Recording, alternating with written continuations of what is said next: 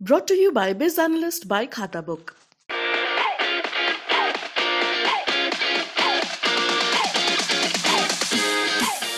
नमस्कार, आप देख रहे हैं यूपी तक और मैं हूं रजत सिंह। उत्तर प्रदेश की पॉलिटिक्स में इस वक्त अखिलेश यादव और मुसलमानों की राजनीति को लेकर बवाल मचा हुआ है। जब से आजम खान के समर्थकों ने अखिलेश यादव पर मुसलमानों की बात न सुनने और वोट लेने का आरोप लगाया है, तब से एक तरीके से अखिलेश यादव के ऊपर मुसलमानों की तरफ से लगातार दबाव बनाया जा रहा है। इस्तीफे हो रहे हैं, आजम खान के समर्थक जो हैं वो बवाल काटे हुए हैं। इस बीच अखिलेश यादव प्रतीकात्मक राजनीति के जरिए मुसलमानों के साथ संपर्क या कहें अपने वोट बैंक को एकजुट करने की कोशिश कर रहे हैं। एक ऐसा ही प्रयास उन्होंने शनिवार को भी किया।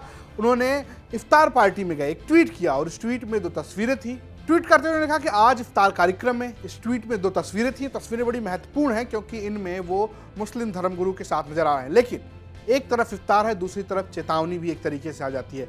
मुस्लिम नेताओं का जो बयान आता है वो अखिलेश यादव के लिए एक तरीके से चेतावनी है, क्योंकि all India Muslim personal law board of India के सदस्य कमाल फारूकी ने कहा कि अगर अखिलेश यादव इसी तरीके से चीज़ों को पर नहीं बोलेंगे तो उनके राजनीतिक वजूद पर खतरा हो सकता है। ये बात अखिलेश यादव के लिए एक तरीके से आप चेतावनी के तौर पर भी देख सकते हैं। दरअसल कमाल फारूकी का ये बयान और महत्वपूर्ण इसलिए भी हो जाता है कि ये ठीक उन ट्वीट्स के बाद आता है, उसके एक दिन बाद आता है जब अखिलेश यादव इफ्तार कार्यक्रम में नजर आते हैं। दरअसल कमाल फारूकी ने न्यूज एजेंसी भाषा को एक इंटरव्यू दिया। उसमें अखिलेश यादव को लेकर पूछे गए सवाल के जवाब में उन्होंने अखिलेश पर ये सब बातें कही हैं। क्या हाल के कुछ घटनाओं को देखते हुए कहना सही होगा कि मुसलमानों का सपा से मोहभंग हो रहा है? तो उन्होंने कहा, यह सच्चाई है कि मुसलमानों का राजनीतिक नैपकिन की तरह इस्तेमाल किया जा रहा है। इस बारे में मुस्लिम समुदाय के सदस्यों को भी सोचना पड़ेगा कि क्या उन्होंने ऐसी पार्टियों का समर्थन करने का ठेका ले रखा है जो मुसलमानों के बारे में बोलती तक नहीं है। आज मुस्लिम समुदाय में बड़ी संख्या में ऐसे लोग हैं जो इस बारे में सोच रहे हैं।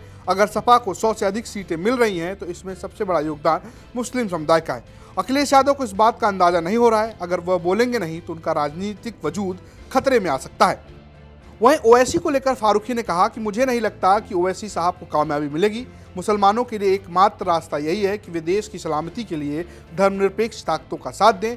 मुसलमानों को जज्बाती सियासत में पड़ने की जरूरत नहीं है। वहीं जब उनसे भाजपा को लेकर पूछा गया, क्योंकि ये भी कहा जा रहा है कि मुस्लिम जो है वो भाजपा के साथ जा सकते हैं, तो इस पर उन्होंने कहा, भाजपा का एजेंडा साफ है, उसे मुसलमानों से कोई लेना देना नहीं है। पार्टी को ध्रुवीकरण के जरिए वोट हासिल करना है। ऐसे में मेरी राय में मुसलमान धर्मनिरपेक्ष विकल्प के साथ ही रहेंगे। दरअसल ये पूरा मामला तब खड़ा हुआ जब आजम खान के मीडिया प्रभारी सानू खान ने एक मंच पर एक बयान दिया जिसमें उन्होंने अखिलेश यादव पर सीधे सवाल खड़े किए। उन्होंने ये तक कह दिया कि अब्दुल्ला वोट देगा लेकिन मुख्यमंत्री बनेंगे अखिलेश यादव। और उसके बाद सुल्तानपुर से आजम खान के समर्थन में अखिलेश यादव के पार्टी यानी समाजवादी पार्टी के एक नेता ने इस्तीफा दे दिया। इसके अलावा शफीकुर रहमान बर्क का बयान आया।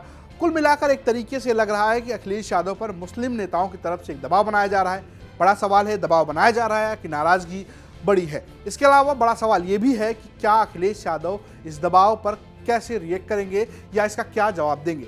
वो जब भी जवाब देंगे यूपी तक आपको बताएगा। ऐसे में बने रहिए यूपी तक के साथ। नमस्कार।